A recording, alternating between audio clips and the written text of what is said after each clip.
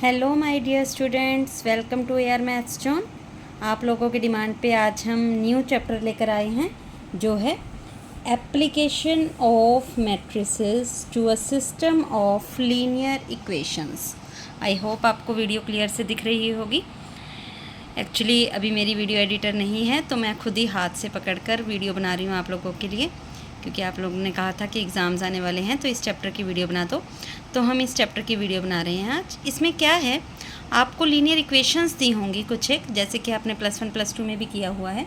जैसे आपको ये फर्स्ट इक्वेशन दी हुई है, सेकंड इक्वेशन दी हुई है, इसी तरह से मान लो आपको m इक्वेशंस दी हुई हैं और उसमें आपको n वेरिएबल्स दिए हुए हैं, x1 x2 up to xn। ठीक है, ये सारे आपके वेरिएबल्स हैं। तो हमने ये देखना है कि क्या ये इक्वेशन कंसिस्टेंट हैं या इनकंसिस्टेंट हैं। आपने कंसिस्टेंट और इनकंसिस्टेंट पढ़ा हुआ है कि क्या होता है। कंसिस्टेंट वो होता है जब कोई सोल्यूशन निकलता है इन इक्वेशंस का, अगर कोई भी सोल्यूशन, चाहे वो यूनिक सोल्यूशन हो चाहे वो इनफाइनाइटली मैनी सोल्यूशंस हो, तो जब भी कोई सोल्यूशन निकलता है तो उसे कहते हैं कंसिस्टेंट। और जब कोई भी सोल्यूशन नहीं निकलता, नो सोल्यूशन होता है, तो उसे कहते हैं इनकंसिस्टेंट।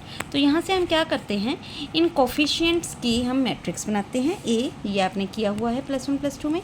फिर एक्स बनाते हैं इन वेरिएबल्स की, और फिर बी बनाते हैं जो हमारे इक्वल में हमारे कॉन्स्टेंट्स पड़े होते हैं उनकी। तो हमारी इक्वेशन क्या बन जाती है यहाँ से, A X is equal to B. और आपका रूल क्या है, अभी तक हम क्या करते थे, हम यहाँ से ना ये देखते थे डिटर्मिनेंट ऑफ ए क्या है, नॉन ज़ीरो है या ज़ीरो है, उस तरीके से करते थे +1 +2 में। अब हमने रैंक भी पढ़ लिया तो अब हम रैंक के तरीके से इसको सीखेंगे कि कितने कितने कैसे कैसे सोल्यूशन होंगे।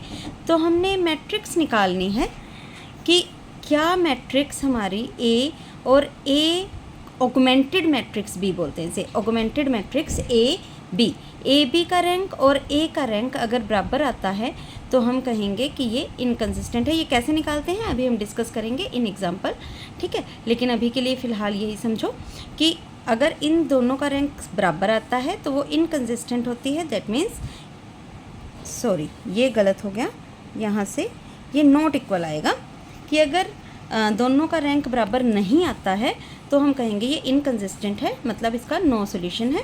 और अगर दोनों का रैंक बराबर आता है तो हम कहेंगे, और दोनों का रैंक बराबर और नंबर ऑफ़ वेरिएबल्स के बराबर, यहाँ पर वेरिएबल्स कितने थे, x1 x2 up to xn n थे ना। अगर वो नंबर ऑफ़ वेरिएबल्स के बराबर ही आता है, हमारा n के बराबर ही आता है, तो हम कहेंगे ये कंसिस्टेंट है। कंसिस्टेंट भी कौन सा, कंसिस्टेंट में भी दो बोल रहे थे ना मैंने कि या तो यूनिक सोल्यूशन होगा या फिर इनफाइनाइटली। अगर ये n के ही इक्वल आता है तो हम कहेंगे यूनिक सोल्यूशन है, और अगर ये n से छोटे आते हैं, रैंक है तो बराबर ही लेकिन n से छोटे आते हैं तो कंसिस्टेंट, लेकिन कितने solution, infinitely many solutions. I think आपको ये समझ आ गया होगा बहुत अच्छे से। तो इस पर बेस्ड अब हम एक एग्जाम्पल, तो इसमें क्या है, आपको एग्जाम्पल ले रहे हैं हम। फर्स्ट एग्जाम्पल, इसमें आपको 3 इक्वेशंस दी हुई हैं और 3 ही वेरिएबल्स दिए हुए हैं। आप, आई थिंक आपको दिख रहा होगा।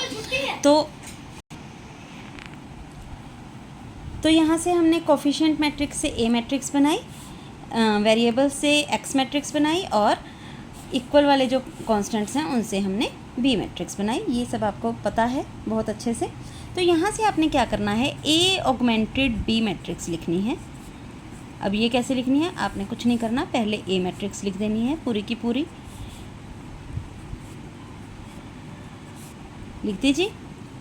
उसके बाद ये जो 2 बिंदु लगाए हैं ना, यही 2 डॉट्स आपने यहाँ पर लगा देने हैं और फिर बी मैट्रिक्स लिख देनी है, नथिंग एल्स। ये लिख दिया। अब आपने इस मैट्रिक्स का रैंक निकालना है। वो कैसे निकालते थे हम, आपको याद होगा, हमने पिछले एक्सरसाइजेज में किया हुआ है कि हम इसको एक्लन फॉर्म में चेंज करते थे। एक्लन फॉर्म क्या होती है कि हमारे ये जो डायगोनल एलिमेंट्स हैं वो 1 1 बन जाएं और उनके नीचे के एलिमेंट्स जो हैं वो 0 बन जाएं, ऊपर से हमें कोई मतलब नहीं है, ठीक है। तो हम इसको एक्लन फॉर्म में चेंज करते हैं। सबसे पहले हम लीडिंग एंट्री को 1 करते हैं, इसे लीडिंग एंट्री बोलते हैं। आप सबको याद होगा, आप लोगों ने रैंक वाला चैप्टर, 3rd चैप्टर था आई थिंक, वो कर लिया है अलजेब्रा का। तो उसमें क्या है कि हमने पहले लीडिंग एंट्री को 1 करना है। देखो अब आपके पास 1, इसको 1 बनाने के 2 तरीके हैं, या तो इस पूरी रो को 2 से डिवाइड कर दो, लेकिन 2 से डिवाइड करोगे ना, यहाँ बाय बाय में आ जाएंगे तो वो कैलकुलेशन वर्क थोड़ा सा मुश्किल हो जाता है। हम क्या करते हैं, इन दोनों रोज़ को आपस में इंटरचेंज कर देते हैं। आप किसी भी रो को इंटरचेंज कर सकते हो, इसको भी इसके साथ और इसको भी इसके साथ, क्योंकि हमें लीडिंग एंट्री 1 चाहिए। चाहे R1 को R2 से इंटरचेंज करो, चाहे R1 को R3 से इंटरचेंज करो, दैट डिपेंड्स ऑन यू।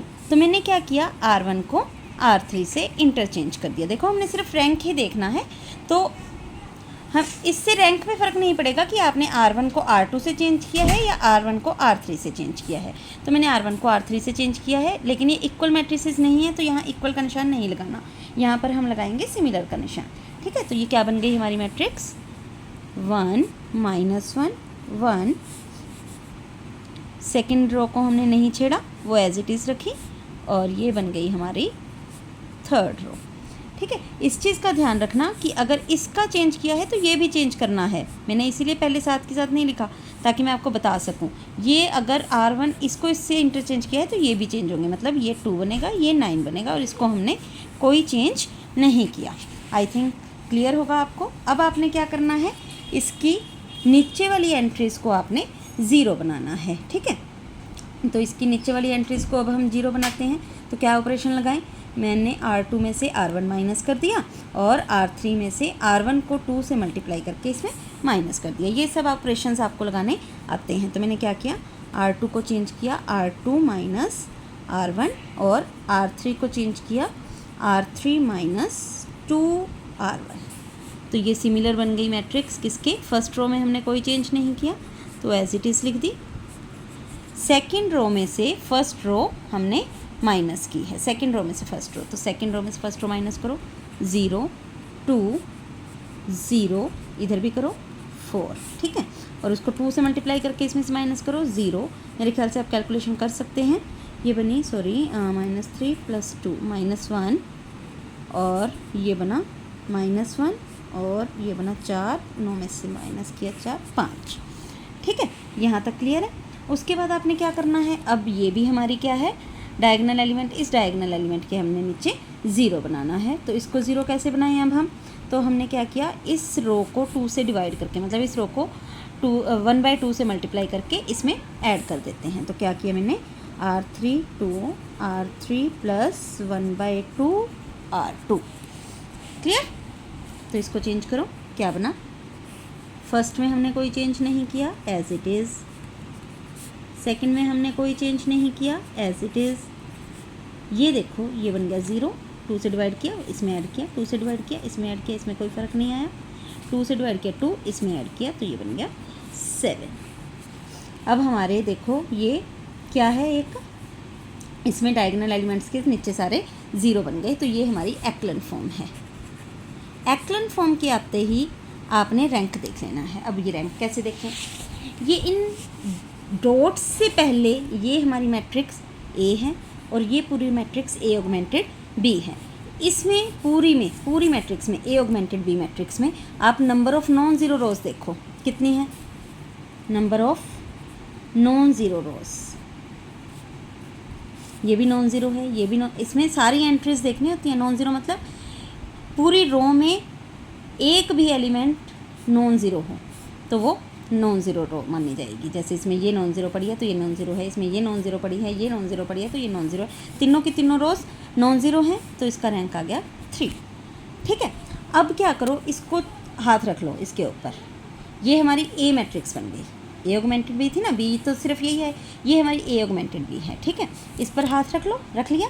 तो अब ये बची, इसमें सिर्फ इस मैट्रिक्स में आप नंबर ऑफ़ नॉन ज़ीरो रोज़ देखो, ये इसमें भी 3 ही हैं, तो वो होगा हमारा A का रैंक। तो रैंक ऑफ A भी कितना आ गया 3, यानी कि दोनों का रैंक इक्वल है, और नंबर ऑफ़ वेरिएबल्स के ही इक्वल है।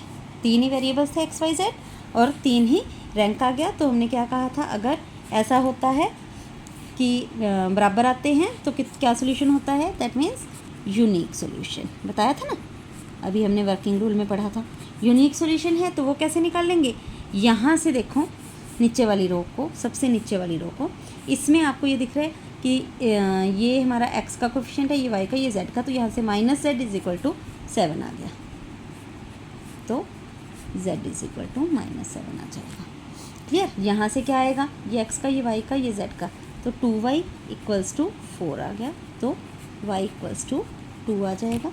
और यहाँ से क्या बनी, x - y + z = 2।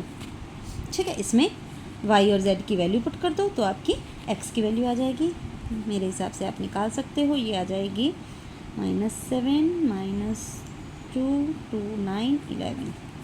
तो दिस इज़ आवर आंसर। तीनों वेरिएबल्स की वैल्यू हमने निकाल दी। आई थिंक आपको बहुत अच्छे से क्लियर होगा। एक बार हम देख लेते हैं क्या किया था हमने। 3 इक्वेशंस ली, ठीक है। उससे पहले ए बनाया, एक्स बनाया और बी बनाया, फिर हमने ए ऑगमेंटेड बी लिखा और उसको एक्लन फॉर्म में चेंज करते गए यहाँ पर हमारी एक्लन फॉर्म में चेंज हो गई, रैंक बराबर आ गए और नंबर ऑफ़ वेरिएबल्स के ही इक्वल आ गए। तो हमने कहा यूनिक सोल्यूशन है। यूनिक सोल्यूशन कैसे निकाला, यहाँ से, ठीक है। यहाँ से z की वैल्यू आ गई, ऊपर वाली रो से y की वैल्यू आ गई और इस इक्वेशन से y और z की वैल्यू पुट करके x की वैल्यू आ गई। क्लियर। तो अगली वीडियो में हम अगला पार्ट देखेंगे।